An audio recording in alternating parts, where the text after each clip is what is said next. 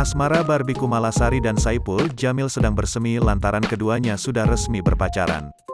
Baik Saipul Jamil maupun Barbie Kumalasari nampaknya tak ingin membebani satu sama lain dengan perasaannya tersebut. Nyatanya, gaya pacaran mereka bakalan sepakat untuk terbuka layaknya anak muda. Terbuka di sini artinya saling jujur satu sama lain.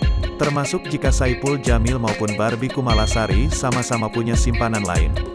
Barbie Kumalasari dan Saipul Jamil menyebut jika cara pacaran mereka berbeda dengan orang pada umumnya.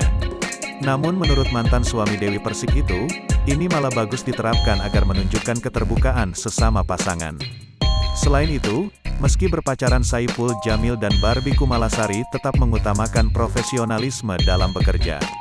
Kita pacaran, tapi tetap profesional, gak mau ribut-ribut, gak mau baper-baper. Kalau selingkuh bebas, asal ngomong, ucap Saipul Jamil.